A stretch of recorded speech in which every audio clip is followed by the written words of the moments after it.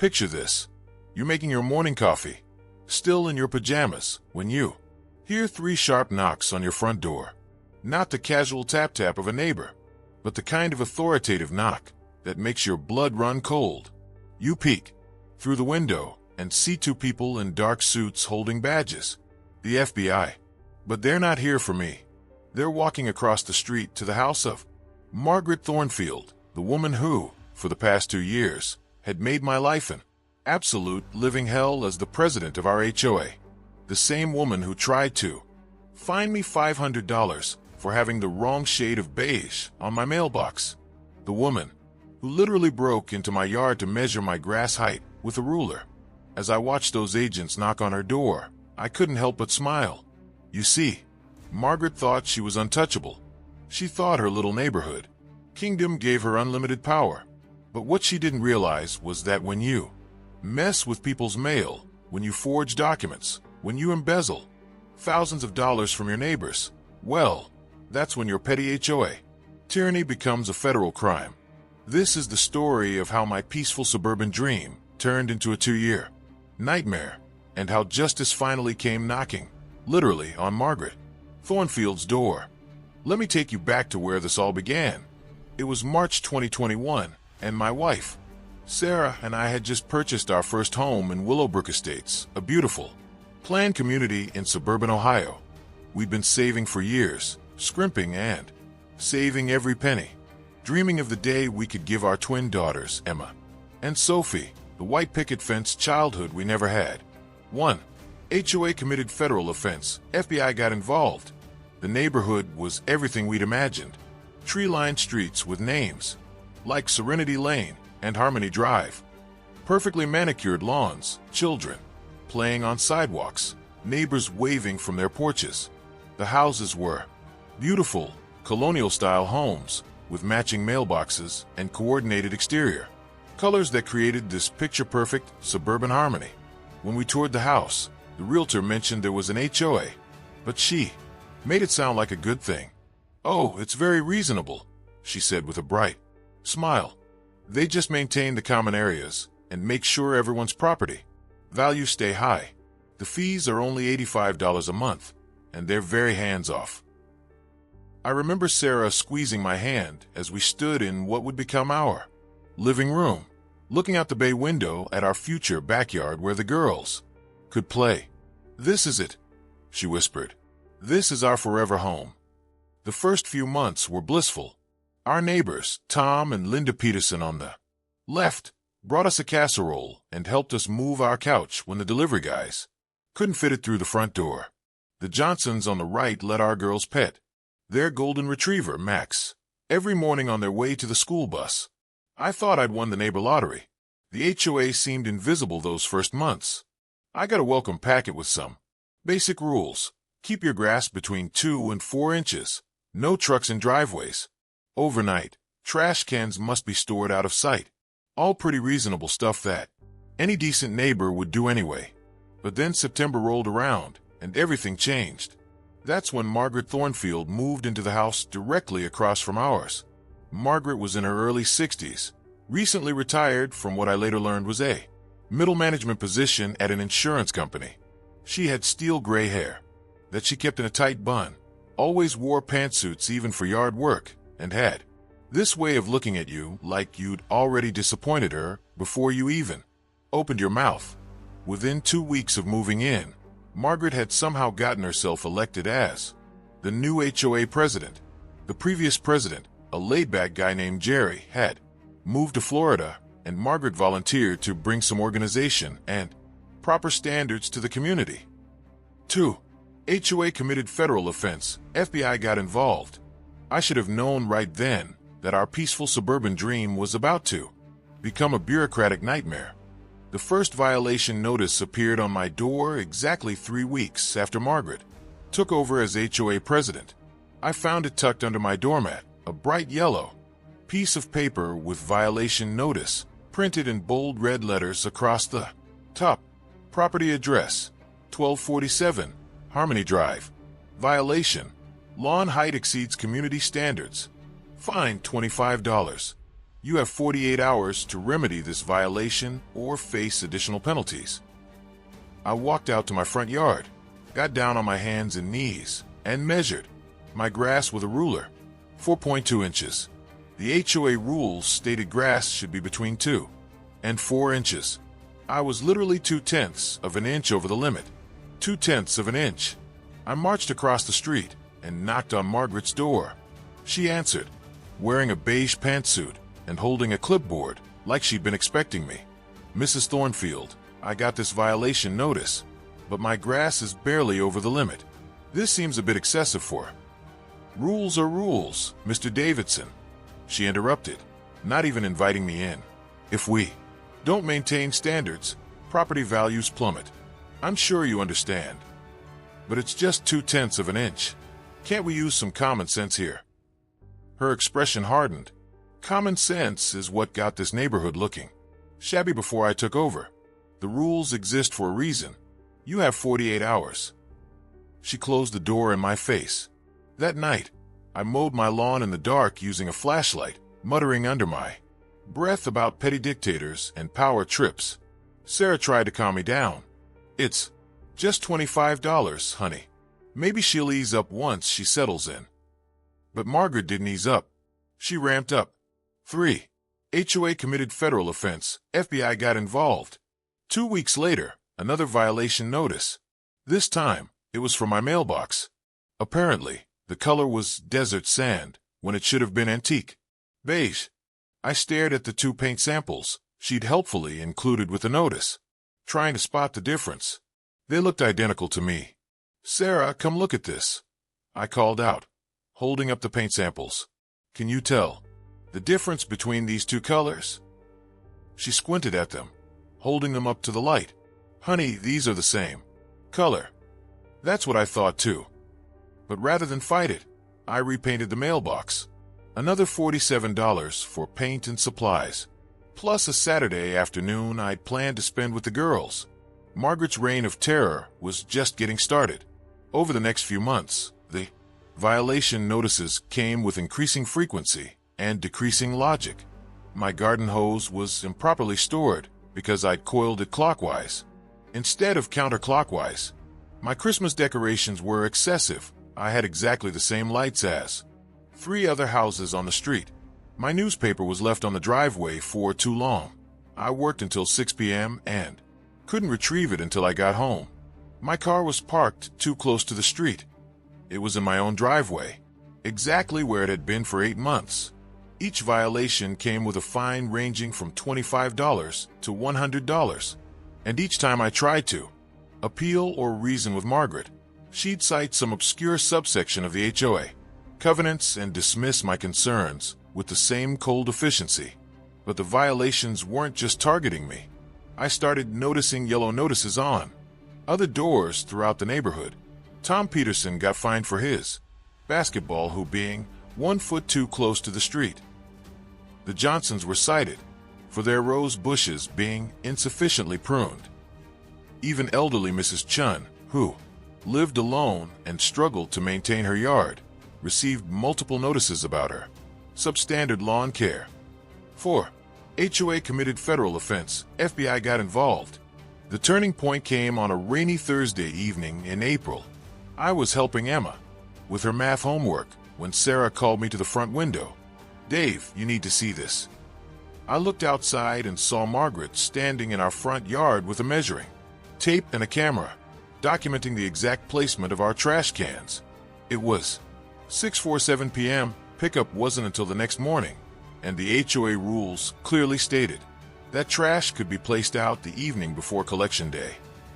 But there she was, in the rain, measuring the distance between our cans and the curb, taking photographs from multiple angles like she was documenting a crime scene. That's when I realized this wasn't about property values or community standards. This was personal. Margaret had appointed herself the neighborhood dictator, and she was systematically harassing anyone who didn't bow down to her authority. I opened the front door and stepped onto my porch. Margaret, what are you doing in my yard? She looked up from her measuring tape, rain dripping from her gray hair. Ensuring compliance with refuse storage regulations. Your receptacles are positioned 18.5 inches from the curb. The maximum allowed distance is 18 inches. You're measuring half-inch differences in trash can placement in the rain. Standards, Mr. Davidson. Without them, we're just another rundown suburb. As she walked away, taking one final photograph of my allegedly non-compliant garbage cans, I felt something snap inside me. This had gone from annoying to absurd to downright unhinged. Little did I know, Margaret's obsession with control was about to cross the line from petty harassment into serious criminal territory.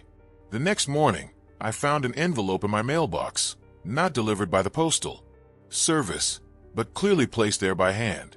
Inside was a notice informing me that the HOA was implementing enhanced monitoring procedures for repeat violators. Like myself, these procedures included periodic property inspections and compliance photography for documentation purposes. Translation: Margaret was giving herself permission to enter my property whenever she wanted and take pictures. I immediately called the HOA management company to file a complaint, but was told that Margaret, as the elected president, had broad discretionary authority over enforcement matters. When I demanded to see the board meeting minutes, where these new policies were approved, I was told there hadn't been a board meeting in 3 months. Margaret was making up rules as she went along, and somehow she'd positioned herself as the sole authority over our entire neighborhood. That weekend, things escalated to a level I never could have imagined. Sarah and the girls had gone to visit her mother for the weekend, leaving me alone to tackle some overdue yard work. I was in the backyard, trimming our hedge, when I heard the front gate latch.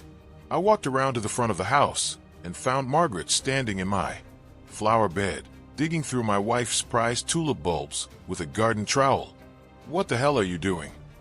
I shouted, dropping my hedge clippers. "Investigating potential violations," she replied, without looking up. "These tulips appear to be non-compliant with the approved plant list. Get off my property right now. As HOA president, I have the authority to inspect for covenant violations." "No, you don't. Get out of my yard before I call the police." She stood up, brushing dirt off her hands, and fixed me with that cold stare. "Mr. Davidson, I'm trying to maintain the standards that protect all our property values. If you continue to be uncooperative, you'll force me to take more serious action." "What kind of serious action?" A thin smile spread across her face, the kind that could result in a lien being placed on your home. She walked away, leaving me standing there with my mouth open, staring at the hole she dug in my wife's flower bed. That night, I couldn't sleep. I spent hours researching HOA laws in Ohio, trying to understand what powers Margaret actually had versus what she was claiming to. 6. HOA committed federal offense. FBI got involved. What I discovered made my blood run cold. In Ohio, HOAs could indeed place liens on homes for unpaid fines. If those liens went unpaid long enough, they could potentially lead to foreclosure proceedings. Margaret wasn't just harassing us. She was threatening our family's home. But as I dug deeper into the research, I found something else. Something that would eventually become Margaret's undoing. I discovered that HOA board members have very specific legal obligations when it comes to handling community funds, maintaining proper records, and following due process for violations. They can't just make up rules on the fly. They can't access private property without proper authority. And they definitely can't tamper with residents' mail. And Margaret, in her zeal to control every aspect of our neighborhood, had been doing all three. The breaking point came on a Monday morning in early June. I was getting ready for work when Sarah called out from the kitchen. "Dave, did you get the electric bill yet? It should have come by now." I checked our usual mail pile. Nothing. We'd been missing several pieces of mail lately, including what should have been our HOA quarterly statement and a credit card bill. I'd assumed it was just postal service delays, but when I mentioned it to Tom Peterson over the fence that evening, he frowned. "We've been missing mail too," he said. "Linda's been waiting for her prescription." Refills for over a week. The pharmacy says they mailed them. A chill ran down my spine. Tom, what does your mailbox look like inside? Mine's been looking disturbed lately. We walked over to examine our mailboxes side by side. Both showed subtle signs that someone had been accessing them. Tiny scratches around the locks. Fingerprint smudges on the metal surfaces. Dave, Tom said quietly, you don't think Margaret would actually? I don't know, but I'm going to find out. 7. HOA committed federal offense. FBI got involved. That night, I set up a small security camera in my front window, angled to capture anyone approaching our mailbox. Sarah thought I was being paranoid, but agreed that the missing mail was suspicious. 3 days later, I had my answer. The footage was crystal clear. Margaret Thornfield, at 1:10 a.m. on a Thursday, walking up to my mailbox with a small tool in her hand. She spent approximately 2 minutes working on the lock, opened the mailbox, removed several pieces of mail and walked away. Federal mail theft, a felony punishable by up to 5 years in prison. But instead of immediately calling the FBI, I decided to gather more evidence. If Margaret was stealing mail, she was probably committing other crimes too. I needed to build an airtight case. I spent the next 2 weeks conducting my own investigation. I started by requesting records from the HOA management company, invoking my rights as a homeowner to review board meeting minutes, financial statements, and violation procedures. What I discovered was shocking. There hadn't been a proper board meeting in over 6 months. Margaret had been making unilateral decisions and signing off on her own actions. She'd been collecting violation fines, but not depositing them into the HOA account. Over $3,400 in fines had simply disappeared. And most damning of all, she'd been issuing violations based on rules that didn't actually exist in our covenants. The HOA covenant said nothing about mailbox colors, trash can positioning, or half-inch differences in grass height. Margaret had been making up violations to justify fines, then pocketing the money. But the mail theft was the smoking gun. I installed cameras at 3 different angles and, over the course of 2 weeks, captured Margaret stealing mail from 4 different houses on our street. She wasn't just targeting me. She was systematically intercepting mail throughout the neighborhood, probably looking for financial information she could use to support her fabricated violations. I also discovered why she was so obsessed with photographing our properties. She'd been creating fake before and after photos to document violations that 8. HOA committed federal offense. FBI got involved. Didn't exist, using photo editing software to exaggerate minor issues or even create problems that weren't there. This wasn't just a power-hungry HOA president anymore. This was an organized criminal enterprise operating under the guise of community management. Armed with this evidence, I made 2 phone calls. The first was to the FBI's Cincinnati field office. The second was to an attorney who specialized in HOA disputes. The FBI agent I spoke with, Agent Patricia Collins, took my call very seriously. Mail theft is federal jurisdiction, and when I explained that we had multiple homeowners affected and clear video evidence, she scheduled a meeting for the following Monday. The attorney, David Kim, was equally intrigued. What you're describing goes beyond typical HOA overreach, he said during our phone consultation. This sounds like fraud, embezzlement, and possibly racketeering if she's been systematically targeting multiple homeowners. That weekend, I did something I'd never done before. I went door to door throughout our neighborhood, talking to every homeowner about their experiences with Margaret and the HOA. What I discovered was even worse than I'd imagined. Mrs. Chun, the elderly widow, had paid over $800 in bogus fines because she was afraid Margaret would take her house. The Johnsons had been fined $300 for excessive pet noise, even though their dog had died 2 months earlier. Tom and Linda Peterson had paid $450 in violations for problems that didn't exist. In total, I documented over $6,200 in fraudulent fines that Margaret had collected from our neighbors. Most people had paid because they were scared, confused, or simply didn't know they had the right to appeal. But that wasn't all. 3 other families reported missing mail, including Susan Martinez, who never received an important insurance claim check that had to be reissued, and the elderly Mr. Walsh, who missed a crucial medical appointment because his reminder notice was stolen. Margaret Thornfield had turned our peaceful neighborhood into her personal ATM, using fear, intimidation, and federal crimes to fund what I later learned was her gambling addiction. By Sunday night, I had statements from 12 homeowners, video evidence of mail theft, financial records showing embezzlement, and documented proof of systematic fraud. Monday morning couldn't come fast enough. Agent Collins was everything I'd hoped for in an FBI investigator, thorough, professional, and clearly outraged by what Margaret had been doing to our community. Our meeting lasted 3 hours, and by the end, she had enough evidence to launch a full federal investigation. Mr. Davidson, what you've documented here constitutes multiple federal crimes, she said, reviewing my evidence binder. Mail theft, wire fraud if she's been using electronic communications to facilitate the scheme, and potentially organized criminal activity. We're going to need to move quickly before she destroys evidence or targets additional victims. What happens next? We'll need to interview the other homeowners, verify your video evidence, and then coordinate with the postal inspectors and local authorities. Mail theft is our jurisdiction, but the fraud aspects might involve state charges as well. Within 48 hours, FBI agents had interviewed every homeowner on my list. The Postal Inspection Service confirmed that mail theft had been occurring throughout our zip code, affecting other neighborhoods beyond just Willowbrook Estates. Margaret's crimes were more extensive than any of us had realized. But Margaret wasn't going down without a fight.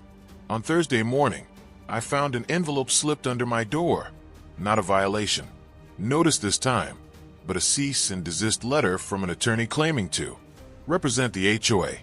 It accused me of harassment, defamation, and interfering with official HOA business. It demanded that I stop spreading false information about Margaret and the board, and threatened legal action if I continued my campaign of intimidation.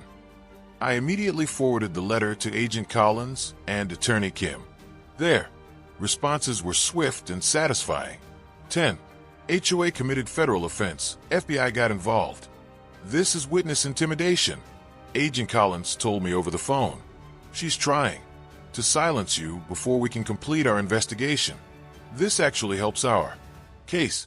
Attorney Kim was even more direct. This letter is legally baseless and potentially criminal.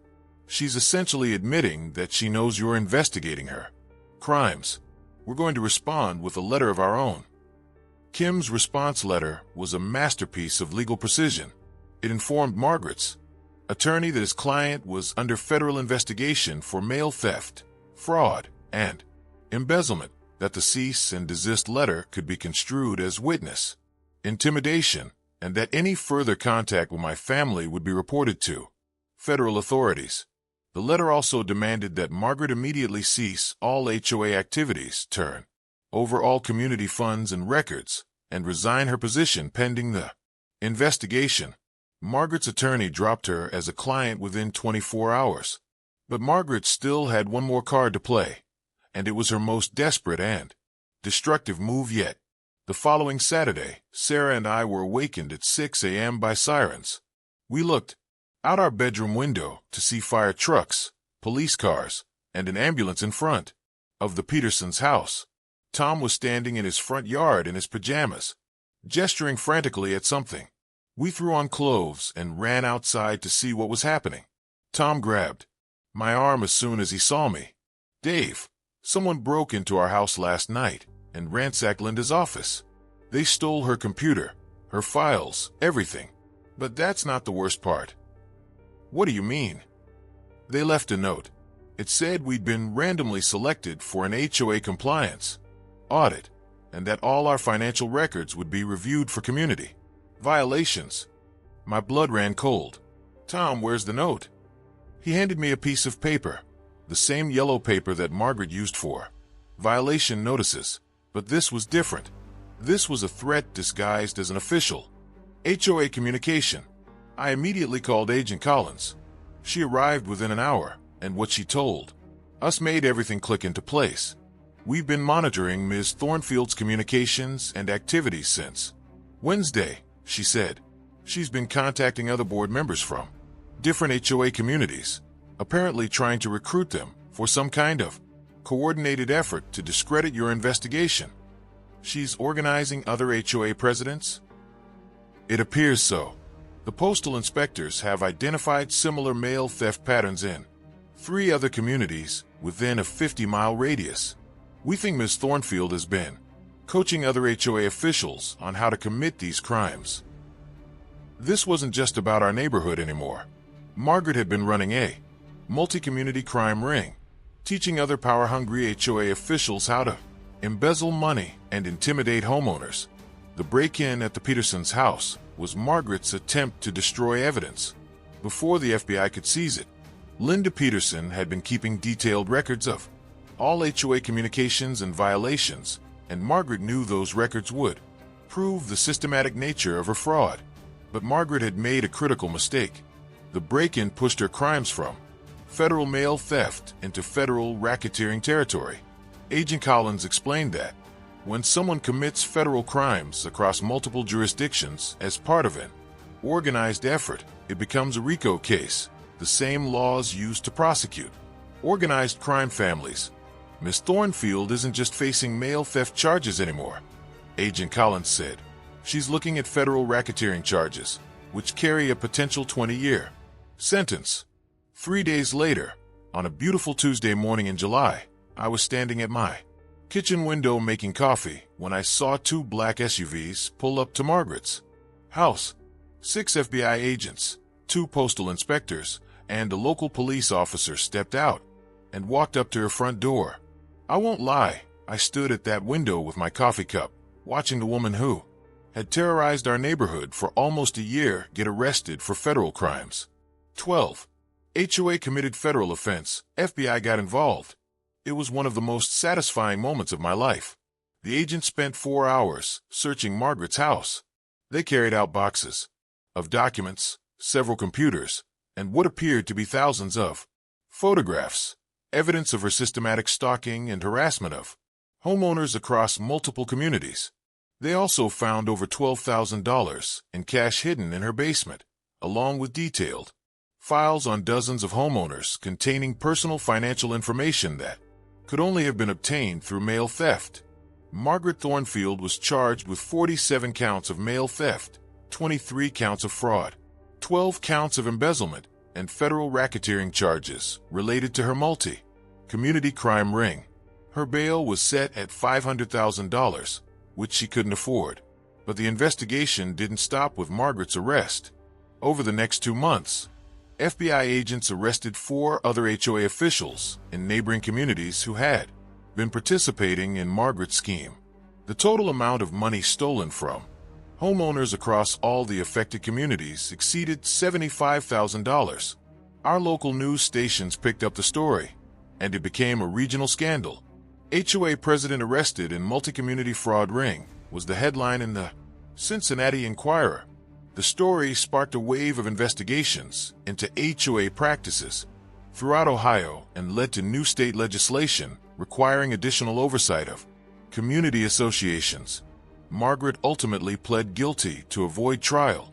She was sentenced to 8 years in federal prison and ordered to pay $127,000 in restitution to all the homeowners she'd victimized. The day Margaret was sentenced, our neighborhood threw an impromptu block party. Tom Peterson fired up his grill. The Johnsons brought their famous potato salad, and even Mrs. Chun came out with homemade cookies to celebrate. It wasn't just relief. It was the restoration of something we'd lost without even realizing it. Community, trust, the simple pleasure of living in a neighborhood where your biggest worry was whether to plant tulips or daffodils, not whether your HOA president was going to steal your mail and fraudulently fine you for imaginary violations. 13. HOA committed federal offense. FBI got involved. The HOA itself underwent a complete transformation. We elected a new board of neighbors who actually cared about the community rather than controlling it. We rewrote the covenants to include proper oversight mechanisms, term limits for board positions, and clear appeals processes for any violations. Most importantly, we implemented a rule that no single person could make unilateral decisions about fines or enforcement. Everything had to be voted on by the full board with proper notice and transparent procedures. Our new HOA president, Tom Peterson, summed it up perfectly at our first post. Margaret Board Meeting. We're here to serve the community, not rule over it. The financial restitution process took almost a year, but every homeowner who had been victimized by Margaret's schemes was fully compensated. Mrs. Chun got her $800 back. The Johnsons were reimbursed for their bogus pet noise fines, and all of us received checks covering not just the fraudulent fines, but also compensation for the emotional distress and property damage Margaret had caused. I used my restitution money to install a beautiful new mailbox in whatever color I damn well pleased. But beyond the money and the justice, this experience taught me something profound about the importance of standing up to bullies, even when they hide behind official titles and claim to be acting for the greater good. Margaret Thornfield was able to terrorize our neighborhood for months because she counted on people being too scared, too busy, or too isolated to fight back. She exploited our desire to be good neighbors and follow the rules, turning our compliance into her weapon against us. The moment I decided to investigate rather than just pay her bogus fines, the moment I started talking to other neighbors instead of suffering in silence, her whole criminal enterprise began to crumble. Looking back, I'm actually grateful for what happened. Not grateful for the stress, the harassment, or the hundreds of dollars in fraudulent fines, but grateful for the reminder that ordinary people have more power than we sometimes realize. Every time I check my mail now, delivered safely and unmolested by petty tyrants, I remember that justice isn't something that just happens to us. Sometimes it's something we have to make happen. 14. HOA committed federal offense. FBI got involved. Margaret Thornfield thought she could turn our neighborhood into her personal kingdom, with herself as the unquestioned ruler. She thought wrong. And if there's another Margaret out there terrorizing another neighborhood, hiding behind an HOA badge and a clipboard, I hope the homeowners in that community remember our story, because bullies, even ones with official titles, only have as much power as we give them. The FBI takes mail theft very seriously. Your state attorney general takes HOA fraud very seriously, and there are lawyers who specialize in fighting exactly these kinds of abuses. You don't have to suffer in silence. You don't have to pay fraudulent fines to keep the peace. And you definitely don't have to let anyone, HOA president or otherwise, steal your mail and invade your property in the name of community standards. Sometimes, justice really does come knocking on the right door. And sometimes, the knock comes from the FBI.